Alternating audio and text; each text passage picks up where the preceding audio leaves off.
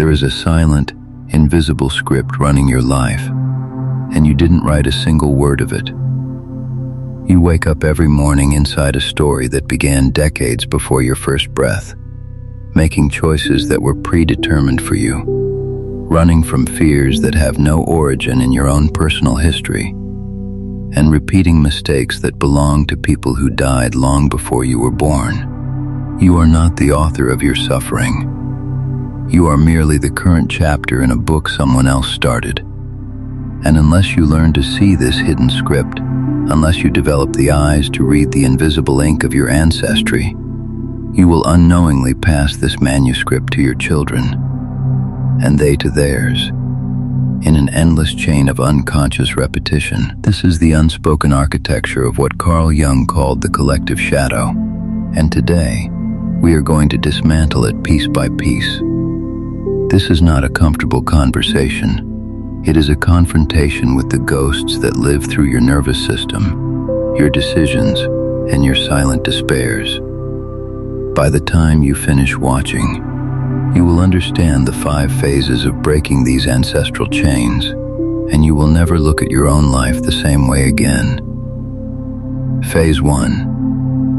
The unseen inheritance. Let us begin with a truth that science is only now catching up to, but that depth psychology has known for a century.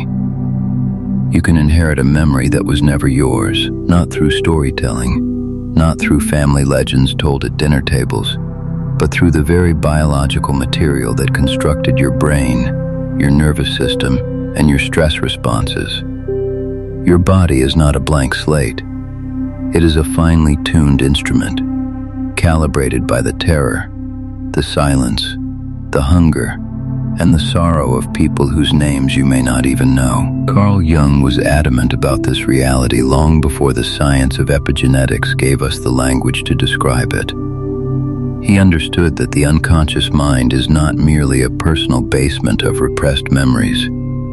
It is a vast, transpersonal ocean into which all individual streams of experience eventually flow.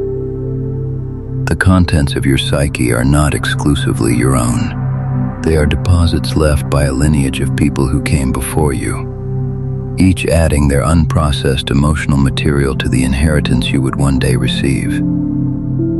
Jung saw this clearly in his clinical work, patients carrying fears, dreams, and compulsions that had no origin in their own biography, but aligned perfectly with the suppressed histories of their parents and grandparents. Now, modern research has confirmed what Jung intuited.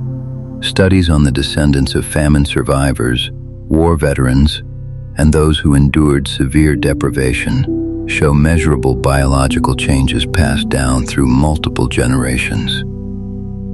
The stress response systems of grandchildren are calibrated to environments they never experienced. This is not metaphor. This is not poetry. This is the literal architecture of your nervous system being shaped by history. Consider this observation, drawn from patterns I have studied across countless family systems.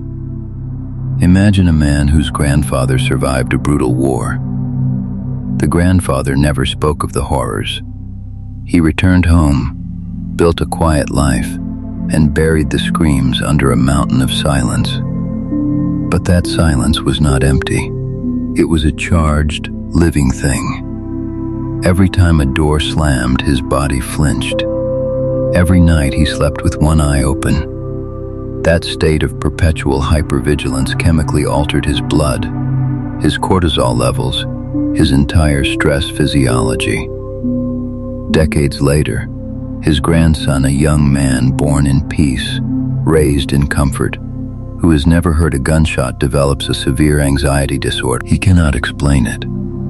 His life is objectively safe, yet his body acts as if it is permanently stationed in a war zone. The original story is gone. The grandfather is dead.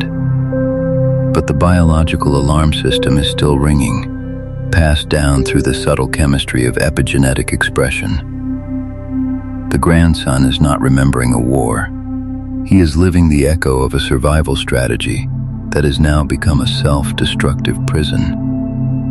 Or take a different example. Consider a woman whose grandmother survived a devastating famine. The grandmother's relationship with food was forever altered: hoarding, scarcity panic, a frantic need to ensure everyone around her ate before she did. That constant state of nutritional terror altered her metabolism and her psychological relationship with sustenance. 2 generations later, her granddaughter struggles with a severe eating disorder. She has never known hunger.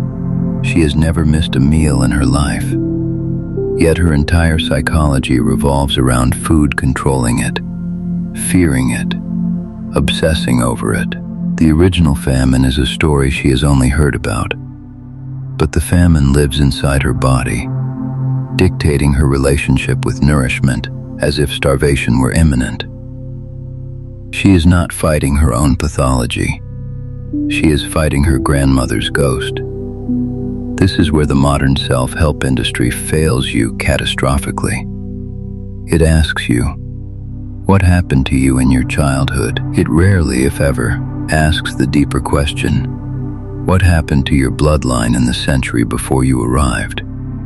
Your unexplained insomnia, the one that resists every medication and meditation, might be an ancestor's night watch.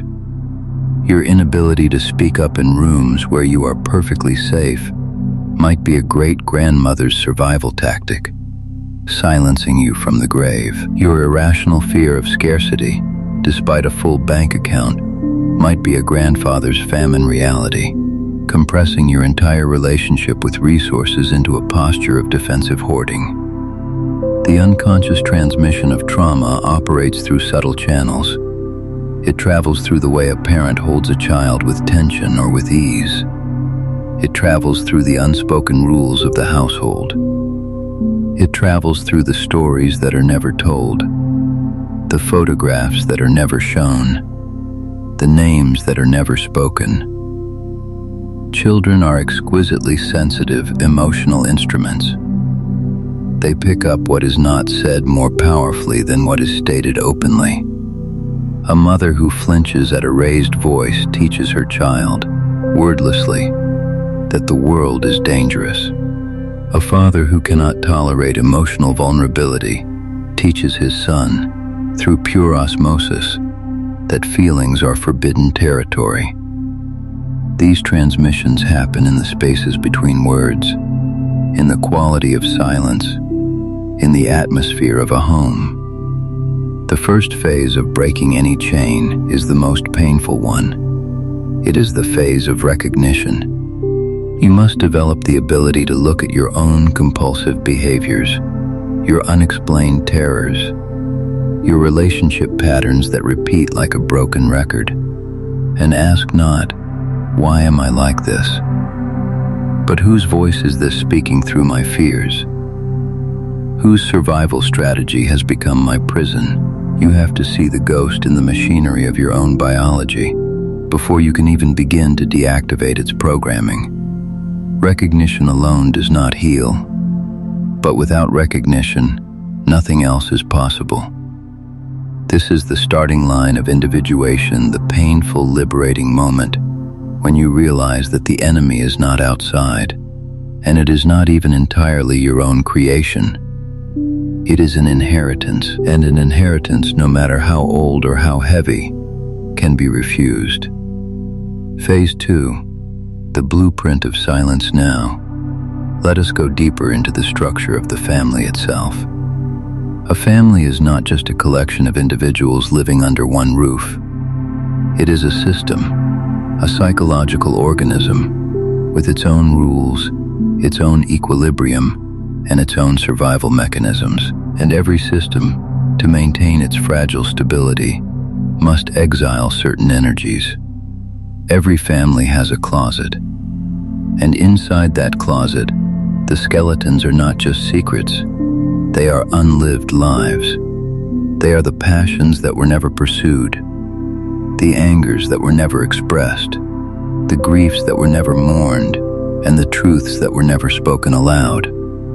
Think about this observation. In any family, certain traits are celebrated, and others are banished. Anger is often forbidden. Raw ambition might be labeled as selfishness. Grief might be silenced with a brisk command to move on or be strong. Creative wildness might be shamed into a corner, called impractical, childish, or irresponsible. Sexuality might be buried under a mountain of unspoken shame and denial. Intellectual curiosity might be crushed under the label of thinking you're better than us. These exiled energies do not disappear. Energy cannot be destroyed, it can only be displaced, distorted, or denied. They drain into what we can call the family reservoir, a dark, underground pool of everything the family system refused to acknowledge, express, or integrate. And generation after generation, someone in the bloodline must drink from that reservoir. That person in many cases is you. If you have always felt like the black sheep, the identified patient, the one who could never quite fit the family mold no matter how hard you tried, you may be carrying the suppressed chaos of your entire lineage. You are not broken. You are overburdened. You are the designated carrier of the family's denied shadow. This is a Jungian concept of immense practical value. The family system unconsciously selects certain members to hold the emotions and impulses that the rest of the system cannot tolerate. One child becomes the receptacle for the family's unexpressed rage. Another becomes the container for the family's denied grief. Another carries the family's forbidden sexuality or creative fire. These roles are assigned without anyone ever speaking a word about them. Let me share a composite observation from years of studying these dynamics. Imagine a family that worships the god of niceness. Harmony, pleasantness, and the absence of conflict are the supreme virtues. Any healthy assertion, any boundary, any raw and honest emotion is immediately branded as a betrayal of the family code. The parents in this system repress a lifetime of rage, disappointment, and unmet needs to maintain the porcelain fragile peace.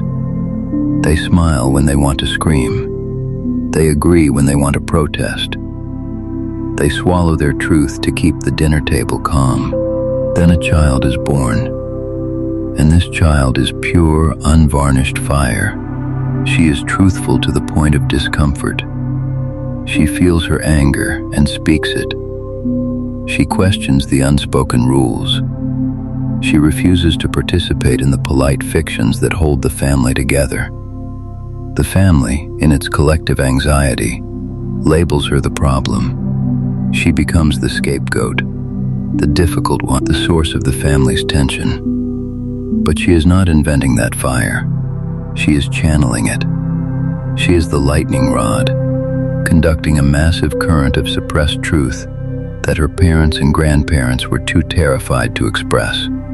She is living their unlived lives of authenticity. Now consider a different configuration. A family where intellectual achievement is the only currency of worth. Emotions, especially vulnerable ones like sadness or fear, are seen as weakness. Generations of this family produce high-achieving, emotionally disconnected individuals who excel in careers but fail in intimacy.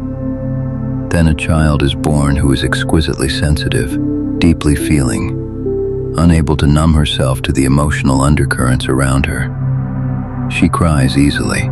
She feels the pain of others as if it were her own. The family doesn't know what to do with her. They pathologize her sensitivity. They send her to doctors, to therapists, hoping to fix what they perceive as a malfunction. But she is not malfunctioning. She is carrying the denied emotional life of an entire lineage of intellectualizers. She is the heart that they amputated from their own lives. What do you carry in your own family system? This requires a ruthless self-audit, a willingness to look at the patterns without flinching. Perhaps your family never acknowledged ambition, and you find yourself mysteriously sabotaging every success just as it comes within reach. The promotion is yours, and then you miss the deadline. The relationship is healthy, and you pick a fight that destroys it. Perhaps your lineage buried a profound grief, a lost child, a shattered dream, a humiliation that was never processed, and you now live with a depression that has no personal biography to explain it. You are sad, but the sadness doesn't feel like it belongs to your own life story. That is because it doesn't. You are the designated mourner for a loss that happened 2 generations before you were born.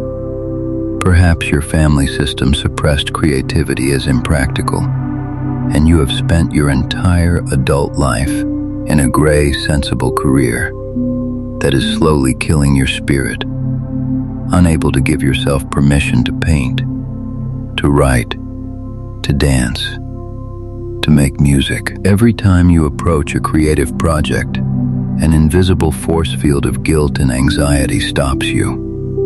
That force field is not yours. It is the accumulated no of generations of ancestors who had to prioritize survival over expression. You are still obeying a command that was relevant to their lives, but is strangling yours. This is the blueprint of silence. It is a psychic cage constructed from unspoken commandments. Don't feel this. Don't express that. Don't outshine us. Don't leave us. Don't be different. Don't be too happy. Don't be too successful. Don't be too visible. To finally see this blueprint for what it is, a set of rules written by frightened people who are long dead, is a disorienting, painful, but ultimately liberating awakening. Your deepest struggles are suddenly reframed. They are not evidence of your personal failure or inadequacy. They are distorted, tragic acts of loyalty to a system that shaped you, but never truly saw you as a separate being. The internal question shifts. It stops being the self-lacerating, "What is fundamentally wrong with me?" and transforms into the more precise and compassionate inquiry, "Whose unlived life am I acting out? Whose script is this? And do I have the courage to put it down?" Phase 3. The crisis of tribal betrayal. We now arrive at the most excruciating phase of this journey, the phase that keeps the majority of people in chains for their entire lives. It is the crisis of differentiation. To individuate, to step into the fullness of your own sovereign self, as Carl Jung described it, is to commit what feels like a sacred betrayal. And the fear of this betrayal is not a small thing. It is woven into our survival biology. For most of human history, exile from the tribe meant death. The pull to belong, to conform, to protect the family mythology at all costs, is a primal force that operates far below the level of rational thought. You are conditioned from infancy to protect the family narrative. Our family is strong. Our family is normal. We have no secrets. We love each other perfectly. There are no dark corners here. To wake up and see the dysfunction, the silent agreements, the emotional dishonesty, the patterns of manipulation and control disguised as love, this feels like you are stabbing the very people who gave you life. It feels like a crime against the sacred bond of blood. And this is the break point, where most people stop their psychological development. They see a glimpse of the truth, and the guilt is so overwhelming that they retreat back into the warm, suffocating embrace of the collective. They choose the familiar sickness over the terrifying freedom of health. They swallow their awakening and go back to sleep, because the alternative feels like psychological orphanhood. Jung understood this crisis intimately. He wrote that the process of individuation inevitably separates you from the collective, and that this separation is felt as a profound guilt. The person who wakes up becomes a stranger to their own family. They no longer fit the old roles. They can no longer participate in the unspoken conspiracies of silence. They become, in a very real sense, alone. And the temptation to undo that aloneness by re-entering the family trance is immense. To break an ancestral chain, you must walk directly into this fire. You must psychologically shatter the idealized image of the perfect parent, the perfect lineage, the spotless family crest. This is not about blame. Blame is a childish, unproductive emotion that keeps you stuck in the victim position, forever pointing fingers and never moving forward. This is about clarity. It is about seeing with adult eyes that your parents were also wounded children, acting out scripts they didn't write, carrying burdens they didn't ask for. Understanding their wounding, however, does not mean you must remain loyal to its consequences. Compassion for their suffering does not require you to perpetuate it. Jung was explicit on this point. The greatest sin, in his view, was to remain unconscious.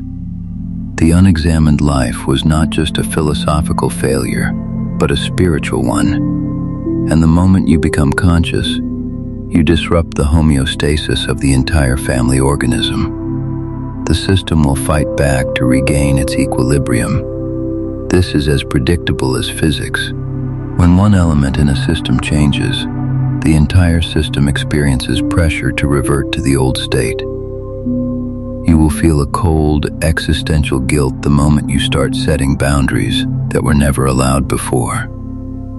You will feel it when you refuse to participate in the old dramas. You will feel it when you speak a truth that has been buried for decades. You will be accused of changing, of being difficult, of thinking you're better than us, of abandoning the family. The family will often deploy its most powerful weapons, shame and the silent treatment. They will try to pull you back into your assigned role in the psychic cage. They will tell you, directly or indirectly, that your growth is an act of aggression. And this is the critical test. The guilt you feel is not a sign you are doing something wrong. The guilt is the psychological withdrawal symptom from the drug of false belonging. It is the death rattle of the collective identity inside you. It is the voice of the family system, terrified of losing its designated carrier. If you can endure this fire, if you can stand in the loneliness of this differentiation, without running back to the familiar dysfunction, you cross a threshold that most people never reach. The we that was defined by trauma and silence dies, and the authentic I is finally born. This is not an act of rebellion. Rebellion is still defined by what it's fighting against. The rebel's identity is still shaped by the regime he opposes. This is an act of differentiation, a quiet, unshakable declaration of psychological independence. You are no longer defining yourself in opposition to your family. You are defining yourself from your own center. The child of the system dies, so the adult of the self can take its first free breath. And that breath, though taken in solitude, is the beginning of real life. Phase 4. The alchemy of the individuated self. So, having crossed this internal Rubicon, having survived the guilt of differentiation, how does one actually do the work of transformation? How does a person digest the undigested sorrows of a century? This is the phase of alchemy, the magnum opus of the soul, as the alchemists called it. You do not amputate your past. You cannot cut out your own psychological roots. To do so would be to become a hollow, ungrounded person, disconnected from the deep sources of your own being. Instead, you take the raw, dark, heavy material of your inheritance, and you put it through a conscious fire. You extract the gold from the lead. You find the gift hidden inside the wound. This is the transmutation of the family shadow, and it is the most creative, most sacred act a human being can perform. The first operation in this alchemical work is what I call radical witnessing. You must create a sacred, inviolable internal space where these inherited feelings, these ancestral echoes, can finally be seen without judgment and without the compulsion to immediately act them out. This is the opposite of what most people do. Most people either act out the inherited pattern unconsciously, or they suppress it with enormous effort, only to have it erupt later with greater force. Radical witnessing is a third way. You hold the feeling in your awareness. You look at it. You breathe into it. You acknowledge its presence without becoming it. This can take many practical forms. It might be a dedicated journaling practice, where you write letters you will never send, letters to a grandfather you never met, acknowledging his silent trauma. You might say, in the privacy of your own heart, or on the page, I see your fear of poverty. I acknowledge the immense humiliation and powerlessness you felt when you could not feed your children. Your suffering was real, and it mattered deeply. But I am not you. I am holding this pain in my awareness, so that the next generation will not have to carry it in their bodies. This ends with me. You might engage in what Jung called active imagination, a dialogue with the inner figures that represent these ancestral energies. You might visualize the anxious ancestor and speak to them directly. You thank them for surviving. You honor their struggle. And then you tell them, with great compassion and great firmness, that their watch is over. You are taking it from here. You are grateful for their vigilance, but you no longer need to live in a war zone. This may sound esoteric, but the psychological effect is profound. By personifying the inherited pattern and consciously relating to it, you shift from being possessed by it to being in relationship with it. You become the subject of your psyche, not the object of its compulsions. The second operation is a ruthless, conscious audit of your values. I call this the loyalty inventory. You take a single, deeply held belief that limits your life, and you trace it back to its likely origin. Let me give a concrete example from my own observations. Take the belief that creative people are irresponsible and end up destitute. Where does a belief like that come from? It is never a rational conclusion drawn from your own experience. It is a survival script, handed down like an old sharp tool. Perhaps you had a great uncle, a brilliantly talented painter who couldn't support his family and died in poverty and shame. The entire family system, in its collective trauma, drew a conclusion to protect future generations. Art is dangerous. Creativity is a path to ruin. Do not go there. This conclusion became an unspoken commandment, passed down through the generations like a genetic mutation of the psyche. And now, here you are, at 35, with a stable corporate job that pays well, but drains your soul. And you refuse to even pick up a paintbrush, even though your entire being screams to create. You are blocked. The loyalty inventory reveals the hidden architecture. You are staying psychologically and physically safe by remaining creatively starved. Your self-sabotage of your artistic life is a twisted act of love and loyalty to a dead man's tragedy. You are unconsciously saying, I will not risk what you risked. I will not end up like you. I honor your suffering by avoiding your path entirely.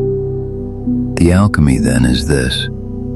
You consciously, deliberately extract the gift that runs in your bloodline, the profound sensitivity, the capacity for deep feeling, the unique way of seeing the world that your great uncle possessed, and you consciously discard the toxic, fear-based conclusion that was attached to it. You take the ancestral wisdom as a conscious resource, and you leave the ancestral terror as an expired warning. You honor the artist by becoming a thriving, healthy, successful version of what he could not be, not by repeating his destruction. You break the chain by completing what he started, not by continuing what he suffered. The third operation is integration. You must find ways to express the previously exiled energy in your life, but now consciously, in service of your values rather than in unconscious rebellion against them. If you carried the family's suppressed anger, you learn to use that fire to set healthy boundaries, to advocate for yourself, to pursue justice. If you carried the family's suppressed grief, you learn to channel that depth of feeling into compassion, into art, into a profound appreciation for the preciousness of life. If you carried the family's suppressed creativity, you finally give yourself permission to create, not to become famous, not to make money, but because creation is your birthright and the voice of your soul. Phase 5. The legacy of the cycle breaker. We now arrive at the final phase, the ultimate meaning of all this difficult, often lonely work. Your personal psychological healing is not a selfish, indulgent act. It is not narcissism dressed up in spiritual language. It is a radical, spiritual, and biological intervention in the destiny of your bloodline. It is the creation of a dead end for generational trauma. The ripple effect of one person doing this inner work is more profound than you can possibly measure or predict. When you integrate a piece of the family shadow, you alter the psychological atmosphere of your entire system, backward and forward in time, in ways that are mysterious but absolutely real. The ancestors, in some sense, are watching, not as judging ghosts, but as silent witnesses who are invested in your liberation, because your liberation retroactively redeems their suffering. And the descendants, the children not yet born, the grandchildren you may never meet, they will inherit a different world because of the work you do today. They will receive a lighter load. They will be born into a field of greater emotional freedom because you did the heavy lifting. Think of yourself as a living manuscript. For your entire life before this awakening, you were a copy of a copy, a derivative text written by history and circumstance. Your responses were not truly your own. They were echoes. Now, you become the original author. Your life, your daily choices, your spontaneous reactions begin to form a new psychological signature, a pattern of being that is no longer a faint echo of the past. You stop asking the unconscious, haunting question, what would my father do? How did my mother handle this? You begin to move from your own authentic, sovereign center. The compulsions loosen their grip. The triggers become information, not commands. The old patterns lose their magnetic pull because you are no longer the person who needed them. What is the ultimate honor you can pay to those who came before you? It is not to repeat their lives. It is not to carry their pain like a sacred torch, generation after generation, until the weight crushes everyone. The ultimate honor, the deepest form of ancestral reverence, is to become the version of yourself that they were never free enough to even imagine. Your freedom is their silent redemption, their struggles, their sacrifices, their silent endurance of unspeakable hardships. They were the dense, dark, nutrient-rich soil. You are the flower that they could never become, blooming in a light they could not reach. By finally blooming, you give retroactive meaning to their suffering. You do not forget them, you complete them. You fulfill the potential that was always latent in the bloodline but never before actualized. The chain is broken in the quiet, undramatic moments of daily life. It breaks every time you choose a new response to an old trigger. It breaks when you speak the truth that was forbidden. It breaks when you sit with the guilt of differentiation and do not reach for the phone to apologize for being yourself. It breaks when you parent your own child with presence instead of with the reactive, unconscious patterns of your own childhood. It breaks when you allow yourself to succeed in an area where your ancestors were forced to fail. It breaks when you experience joy without guilt, pleasure without shame, success without self-sabotage. This lifelong project is not about finding some perfect, flawless new you that has no scars and no history. It is about excavating the authentic self that was buried under the rubble of accumulated history. A sovereign being, an individuated consciousness, as Jung would say. You are no longer a reluctant verse in someone else's poem, repeating rhymes written in another century by frightened hands. You become the poet. You hold the pen, and the next line, the next chapter, the next volume, it is yours to write, in ink that is finally, completely, unmistakably your own. The work is extraordinarily hard. It is the hardest work a person can do, and it is done in silence, often unseen and unappreciated by the very family you are healing. No one will throw you a party for breaking an ancestral chain. No one will congratulate you for refusing to pass on the poison. The reward is entirely internal, entirely private, and entirely real. The peace on the other side of this internal revolution is the most profound stillness you will ever encounter. It is the silence of a battlefield after the war has finally, truly ended. And in that silence you will hear for the first time, not the cacophony of ancestral commands, not the voices of duty and fear and guilt, but the clear, calm, unmistakable sound of your own voice, finally speaking its first free words. Go break the chain. The story waiting to be written is yours. The ink is in your hand. The page is blank.